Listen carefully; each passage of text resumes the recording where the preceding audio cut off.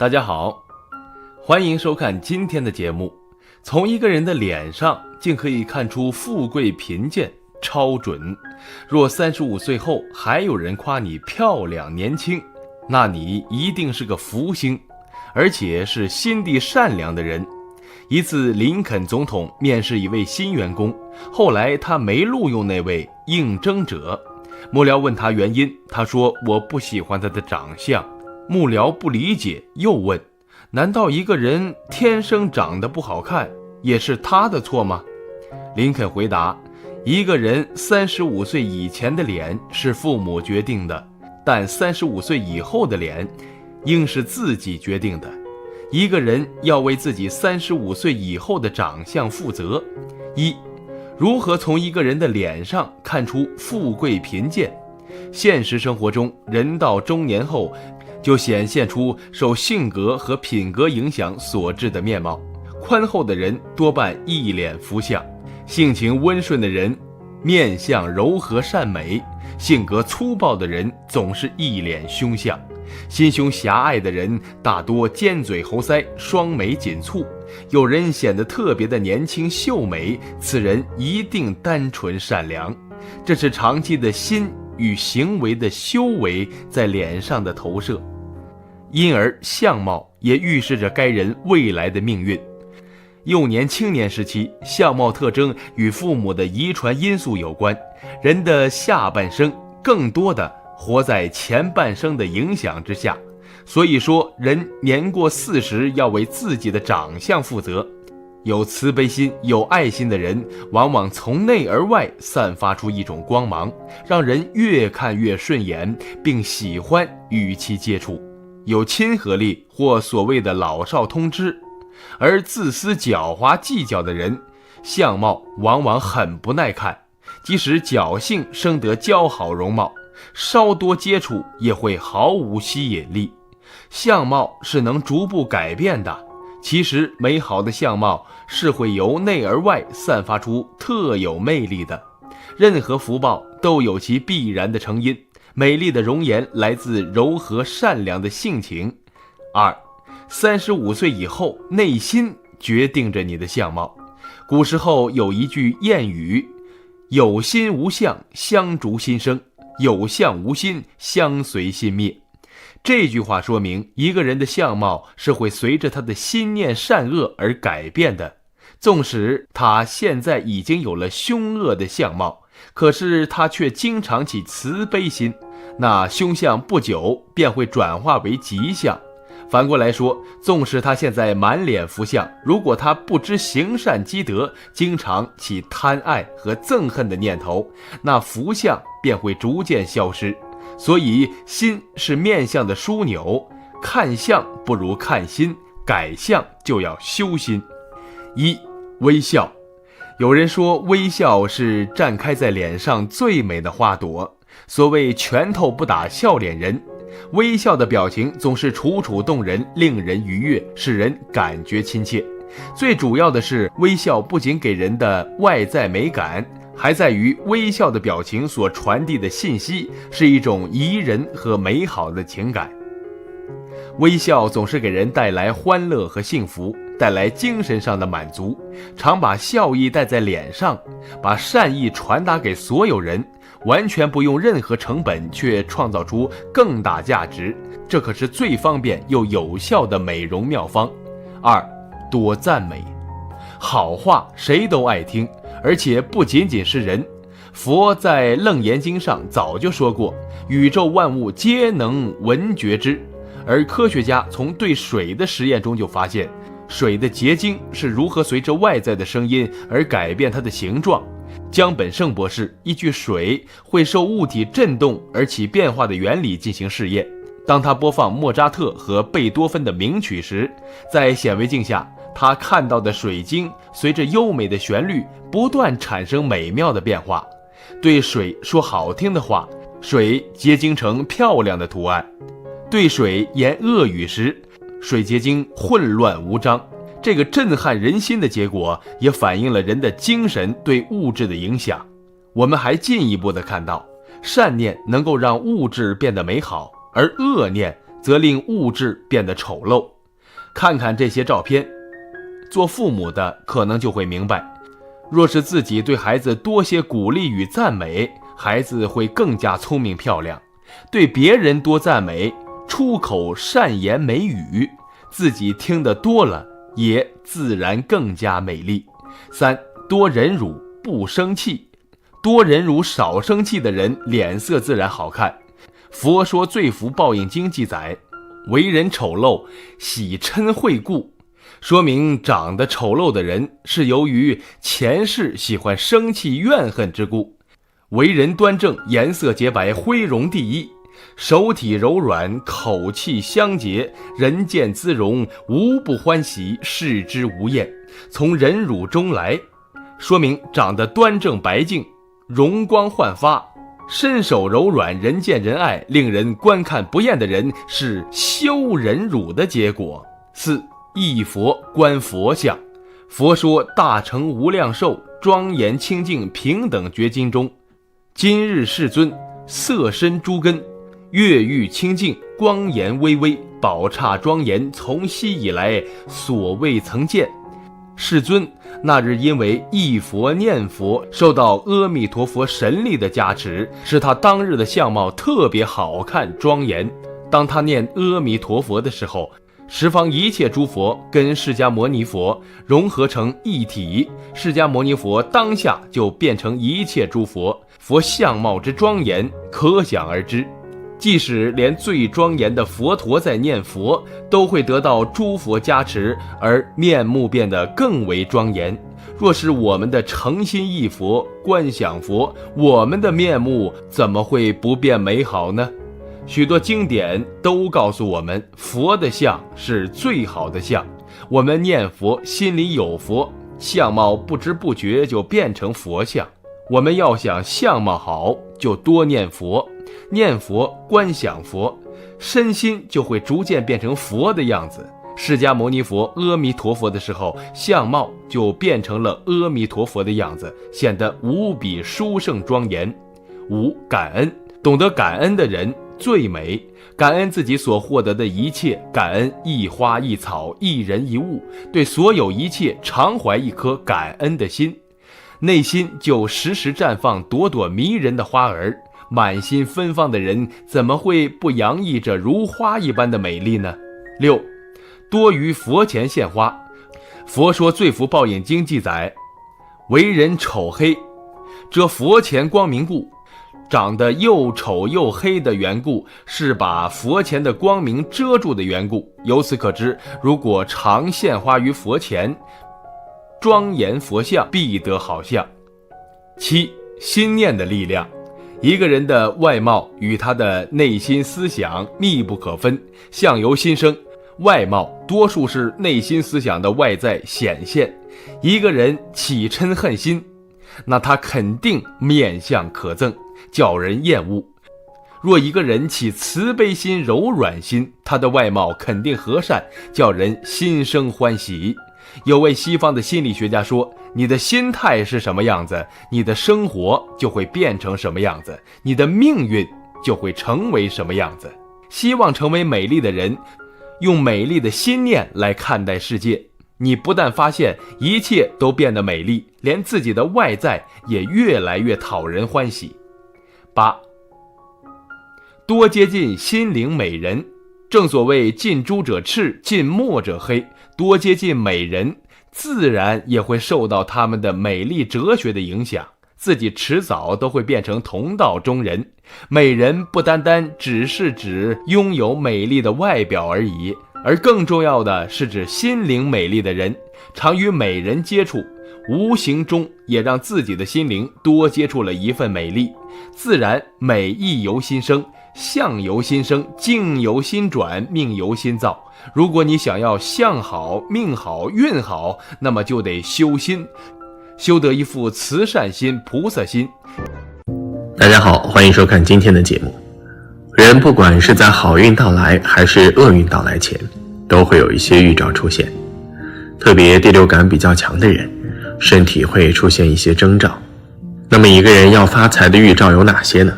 相信很多人都想知道吧。毕竟没有人是不想发财的。那么发财之前，人的身体会出现什么事情呢？下面就跟着大佬一起来看看吧。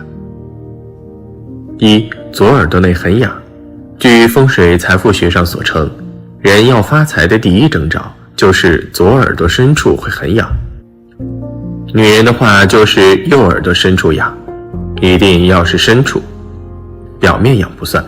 这很有可能预示着你在短期之内会有好运，甚至会发财。特别是在早上醒来之后，发现有这一表现，你可以赶紧去买张彩票，说不定就中大奖了，你就发财了。左耳朵内很痒，也就是所说的一个人要发财的预兆之一。二、印堂发亮。如果你的印堂和之前相比有很大差别，并且很亮，面色也非常红润，据说也是预示着你的好运要来了，财运也会随之而来。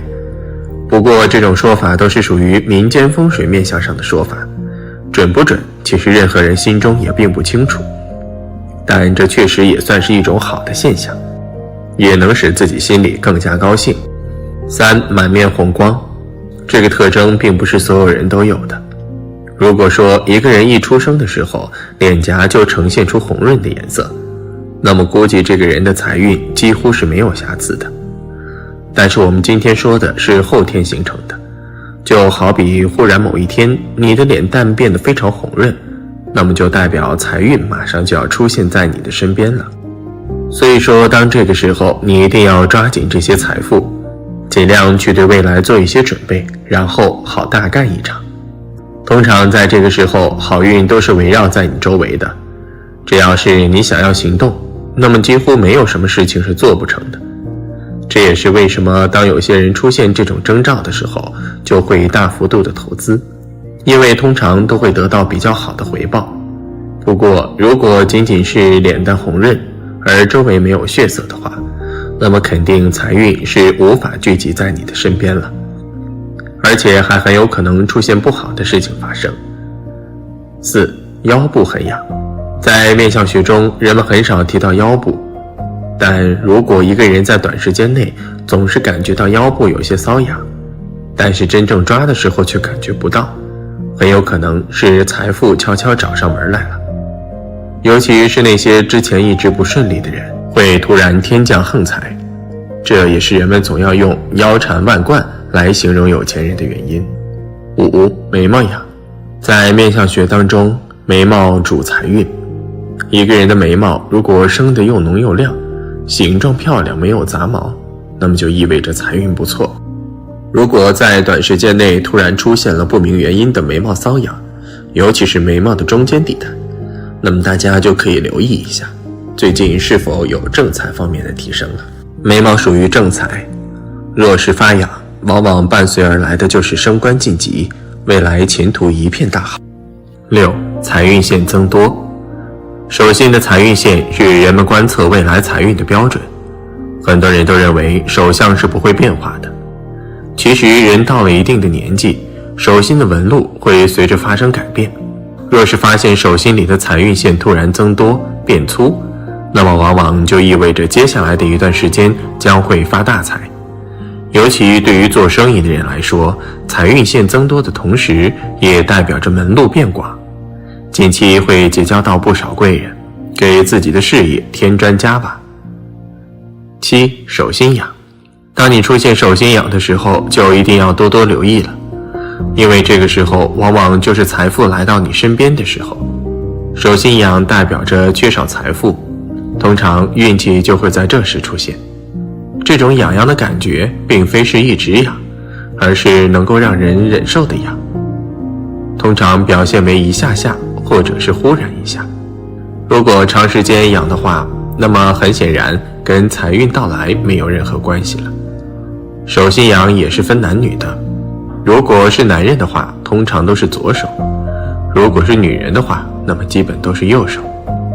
当出现这种状况以后，就应该好好准备一下今后的计划，尽量做一票大的，千万不要去执着一些小买卖，因为这样的话很容易浪费掉如今具备的财气。这也就是为什么有些人出现这样的状况时，总会想要做一些大的生意，譬如创业，都是比较不错的选择。以上几个症状只要有其中一个，大家就可以留意接下来的发展。也许有人觉得没有科学依据，但是玄学就是一种感受，有的时候能给人们的心理上带来暗示也是好的。接下来大佬再给大家讲讲梦见什么也会有好运，一起来看看吧。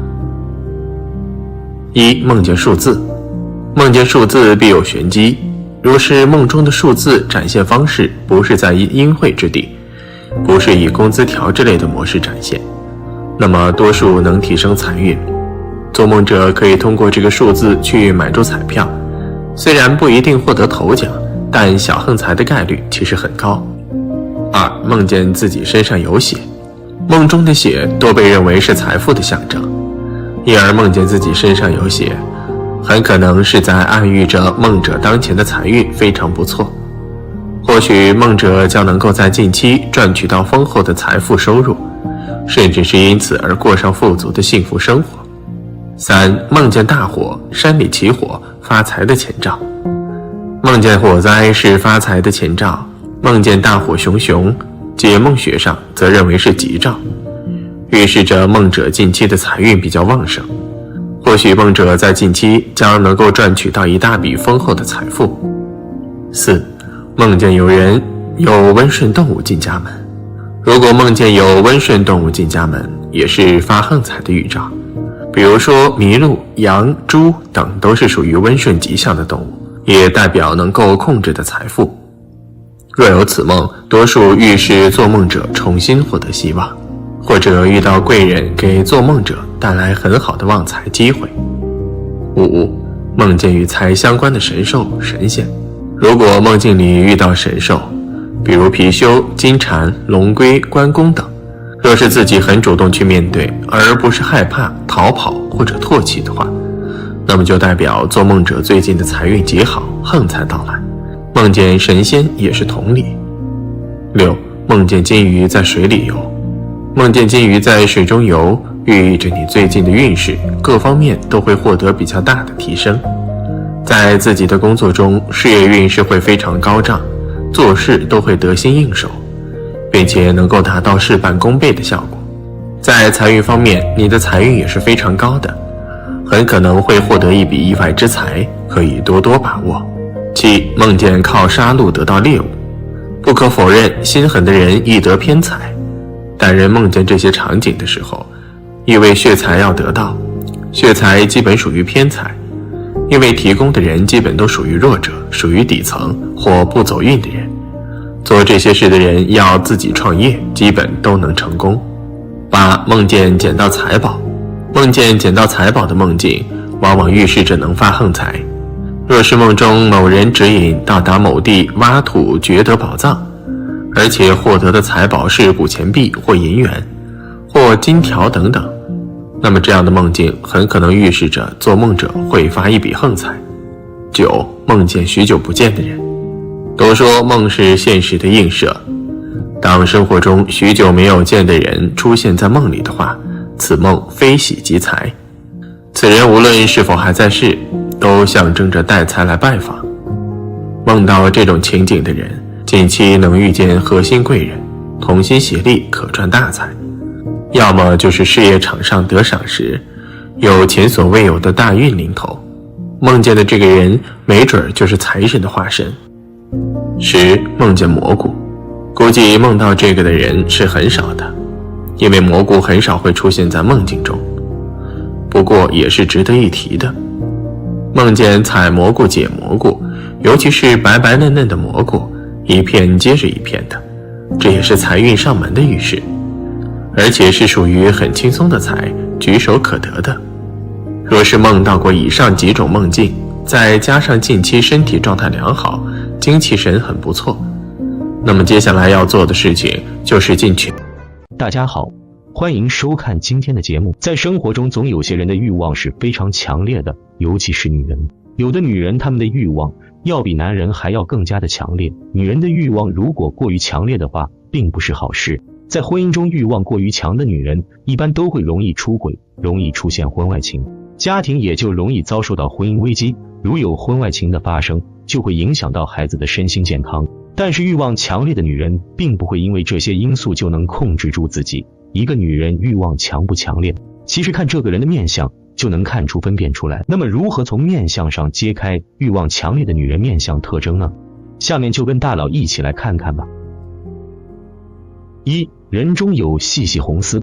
女人的人中如果出现细细的红丝，在相学上这是被认为与女人在性方面有关系。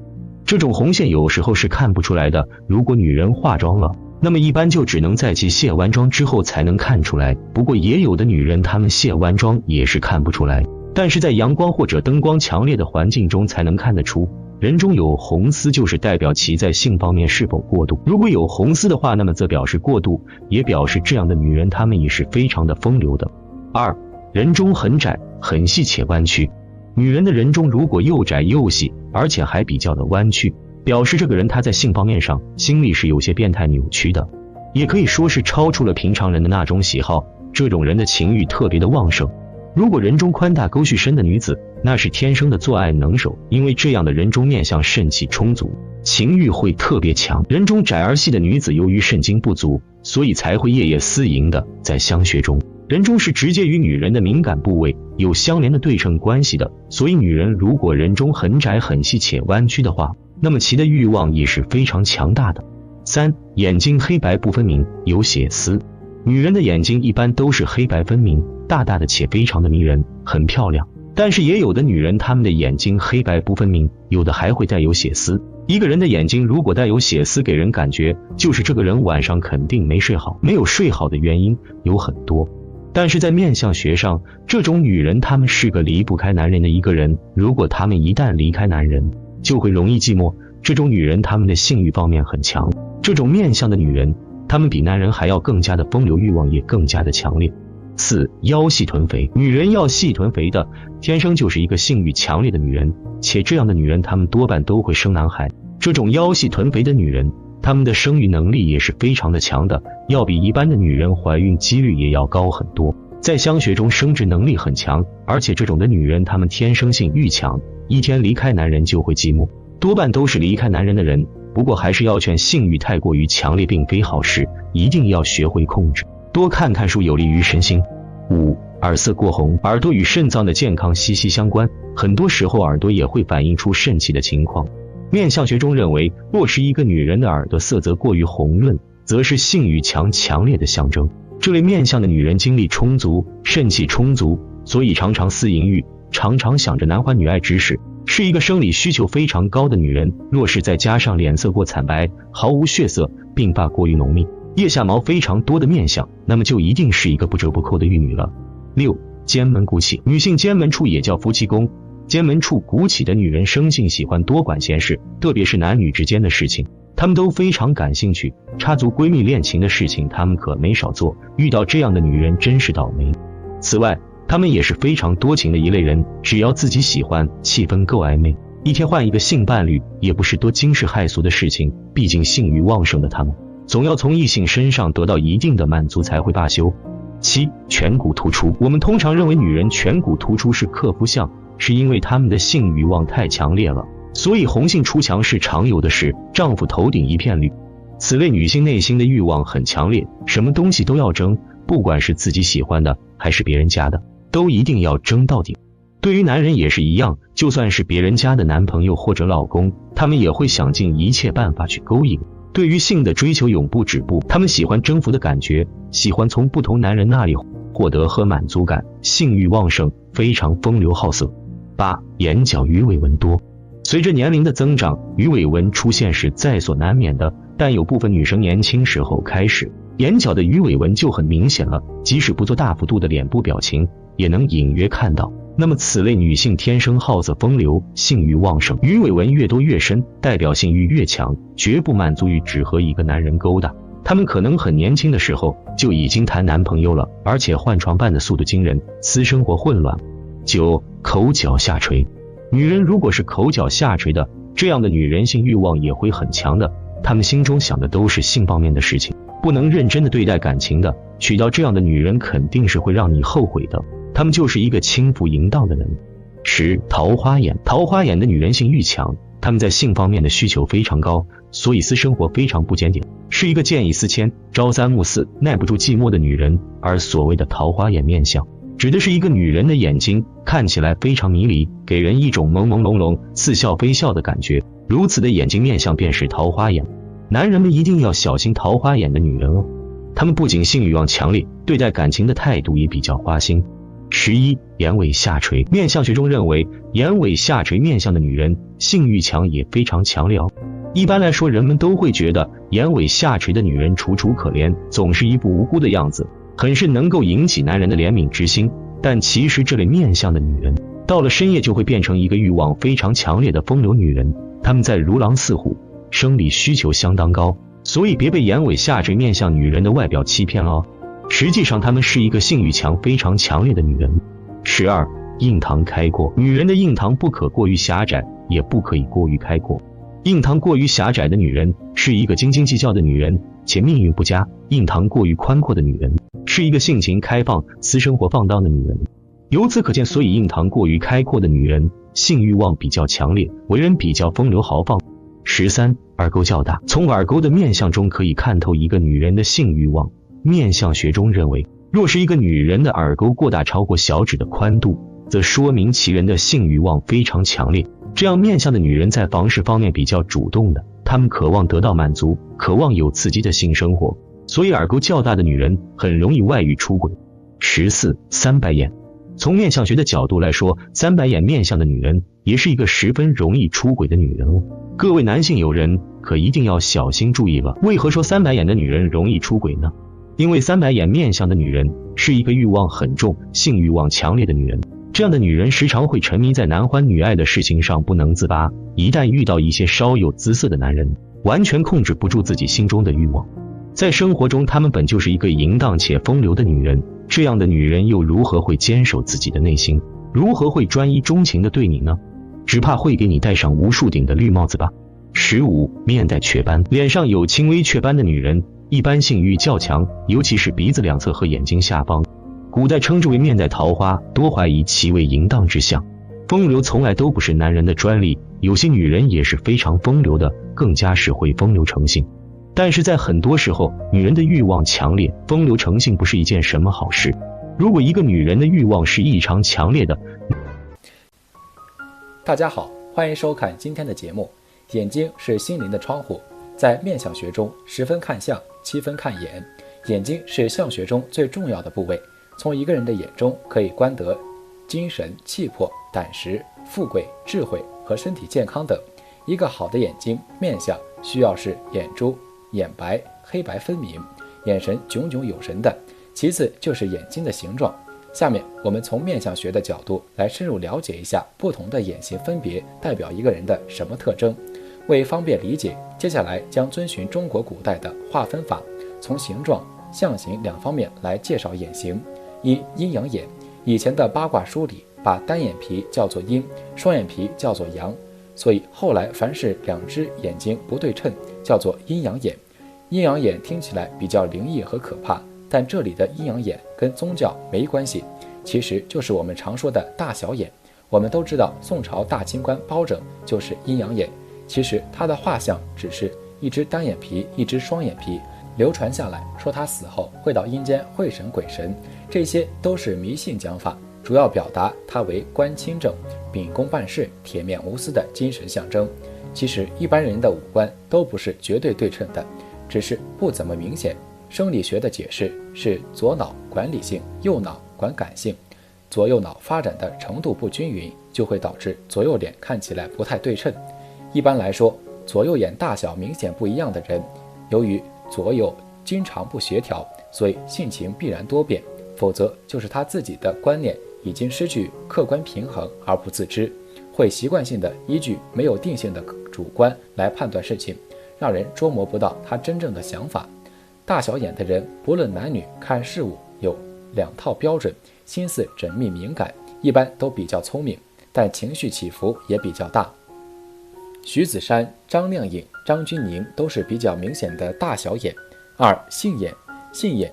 杏是圆的，顾名思义就是像杏核一样的眼睛，特别是睑裂宽度比例适当，外字角较圆钝，眼瞳、眼白比例适当，眼皮褶皱少，多为内双，眼神干净清澈，常给人清纯较憨的质感，比同龄人更显饱满年轻。杏眼男性，长着杏眼的男性相对来说比较文弱，属于可爱型的，一般不具备所谓的男子气概。这类眼型的男性很受他人待见，他们在很多场合中总能够凭借自身的魅力调动气氛，是救场王。 TFBOYS 的王源就是杏眼。杏眼女性、杏眼女人可以说是万人迷。生有杏眼的女性，眼睛水灵秀气，水汪汪的眼睛楚楚动人，非常可爱漂亮。这类女性天生懂得照顾人，温柔体贴，是男人们的杀手锏。张柏芝、应采儿、宋慧乔、贾静雯都是杏眼。3. 新月眼。新月眼最明显的特征就是两边眼角弯，如新月，清秀细长，见人总是笑眯眯的。眼角下弯更有魅力，两眼角上弯就不太好看。新月眼男性，生有新月眼的男性心思细腻，善于观察，他们能够发现身边细微变化的事物，因此这类男性做事情比较少出现错误。不过他们生性好玩，缺乏进取心。回忆一下，你知道哪些是新月眼的男性吗？新月眼女性。新月眼的女性个性温柔贤淑，善解人意，比较随和，因此人缘好。不过他们意志比较薄弱，缺乏独立自主的精神，容易被身边的事物所迷惑。何洁、周冬雨、钟楚红还有汤唯都是细长的新月眼。4. 桃花眼。桃花眼眼睛长，上眼皮弯曲弧度较大，双眼皮又深又宽，内眼角尖而较内陷，外眼角细而略弯，眼尾很长。桃花眼不笑时形状似桃花花瓣，眼神迷离，媚态毕现，眼睛含笑时眯成2道月牙，十分勾魂。桃花眼必须满足这2个条件，缺一不可。长着桃花眼的人平时看上去总像没睡醒，眼神略涣散，没有焦点，目光却浮露在外。好的桃花眼还要配以色泽鲜润的卧蚕，才能最大限度地发挥其魅惑。桃花眼男性，若是男子长了一双桃花眼，则满眼风流，让人心神荡漾。桃花眼女性，若是女子长了一双桃花眼，则其眼神似醉，而又楚楚可怜。正所谓一枝梨花春带雨，陈好、王祖贤便是这种眼型。5. 柳叶眼。眼型较之杏眼要细一点、扁一点，形如柳叶。柳叶眼又称媚似眼，有媚似眼如丝的意思。拥有这样的眼睛的人还是挺好看的，因为眼眸流转间会带点天生的魅意，狭长的眼型近看也是较为深邃。倪妮、李准基就是这种眼型。6. 铜铃眼。铜铃眼眼睛圆的像铜铃，这里区分一下铜铃眼和圆眼。圆眼比较偏向于眼睛的轮廓比较圆和大，而铜铃眼形容更加偏向于瞳孔的圆和黑。铜铃眼睛里面就像有颗铃铛一样的咕噜咕噜转得很有神，又黑又大的瞳孔很摄人心魄的感觉，就像戴美瞳和没戴的区别。赵丽颖既是铜铃眼又是圆眼。7. 下垂眼。下垂眼又称下斜眼，正面看呈八字形，眼尾处下垂。女生若拥有下垂眼的话，不仅比同龄人看起来年轻，给人的感觉也会比较可爱。这也是小垂眼翘楚徐若瑄40岁能够演女学生的原因。在相学中，除了用桃花、杏核、铜铃等来形容眼睛外，还把眼睛和动物做类比的，比如凤眼、龙眼、狐狸眼、犬眼、鼠眼、猫眼。可以说中国古代的先人们实在太有观察力和浪漫情怀了。1. 凤眼指小眼角向上的眼睛，可分为锐凤眼、睡凤眼、丹凤眼3种。锐凤眼眼睛细长，瞳孔比较接近眼角，瞳孔上方有1/3为上眼皮所盖，眼尾上翘，其眼光流而不动，迷人而富有魅力，个性温柔，充满温情慈祥，只是好奇心重，容易轻易相信别人，如能坚持走正道，前程光明灿烂。睡凤眼眼睛细长，大半个瞳孔都被眼帘盖住，林黛玉就是睡凤眼。丹凤眼眼睛类似一种眼角上翘并且狭长，类似丹凤之眼，其典型特征是内眼角朝下，外眼角朝上。《三国演义》中的关羽就是著名的丹凤眼。2. 龙眼。龙是我们想象中至高至上的神奇动物，谁也没有看过真正的龙，所以只能说是理想的象征。被认为是龙眼的眼睛单眼皮，眼头圆形，眼尾细长，眼脸裂阔，极具威严气质，眼珠黑白分明，炯炯有神。尤其是当其所有决心采取行动时，眼光更是光彩四射发亮。如别的部位配合得好，一定能成功，扬名而富贵。3. 狐狸眼。狐狸眼就是我们常说的媚眼、狐眼。狐狸眼眼睛头部比较低，带着点勾圆，眼尾部为上翘，眼睛中间部分呈现正方形，眼睛为黄色，看起来很妖媚。狐狸眼男性，狐狸眼长在男人脸上就会比较花心，他们和桃花眼男人一样是情场高手，专门玩转爱情游戏，证明自己的魅力。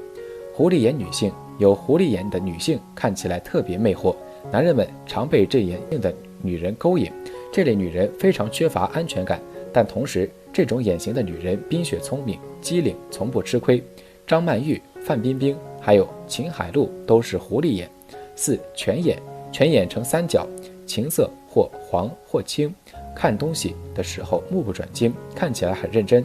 犬眼的人常常侧头斜视，生性机敏乖巧。犬眼男性，长有犬眼的男性聪明机灵，反应超快，能够机智地处理突发事件。不过这类男性在礼仪方面较差。犬眼女性最八卦的人非这类眼型的女性莫属，不过她们的智商过人，可谓冰雪聪明，也比较古灵精怪。路易的女儿贝尔的眼睛就有点像可爱的狗狗眼。5. 鱼眼。鱼眼最主要的特征就是圆、凸露、昏黄，略带水光，上眼皮靠近眼梢1/3的地方往下垂，好像盖住眼珠一样，眼白浑浊不清，整只眼看上去毫无光彩，也就是我们在生活中戏称的死鱼眼。死鱼眼男性，长有鱼眼的男性身体比较虚弱，看起来一副软绵绵的样子，没有男子应有的气概，经不起大风大浪，做事情有头无尾，不能够坚持到底。鱼眼女性，女性生有鱼眼并不好，这类女性的多愁善感，天生体弱多病，打小父母就为她们操了不少心。6. 猫眼。猫眼短而圆，瞳仁略带黄色，看起来亮晶晶的，非常有神。这样的人温和单纯，家中富足，能力很强，一生常常能够得到贵人物的垂青。猫眼男性。猫眼男性适应能力非常强，很有才干，而且是个非常懂得享受生活的人。这类眼型的男人既懂得赚钱，又懂得如何享受，可谓活在人间的仙人。猫眼女性。猫眼女性性格单纯温和，喜欢一个人独处，静静地享受自己的一片天地。她们很懂得生活情趣的人，和这类眼型的女子在一起，你一定会觉得生活很有趣味。周韵、赵薇和舒淇看化妆之后的照片都有点像猫眼。7. 鼠眼。鼠眼的特征是小血圆，情黑若漆。由于受鼠目光、贼眉鼠眼等成语的影响，人们对长着鼠眼的人会有天然的偏见，认为他们胆小怕事，而且不够诚恳。不过这些都是误解，面相跟人的品行之间不能简单粗暴地划等号。鼠眼女性。生有鼠眼女性多相貌不佳，她们也因此而感到自卑。这类女性自幼多被人忽略，从而造成了她们极度的没有安全感。鼠眼男性。鼠眼男性通常比较精明，且长相喜感有特色，容易让人印象深刻，所以很多小品、相声演员和主持人都是鼠眼男性，如巩汉林、杜海涛、小沈阳等。所以称什么是眼型呢？欢迎在评论区分享。好了，今天的分享就到这里，愿您时时心清静，日日是吉祥，期待下次与您的分享。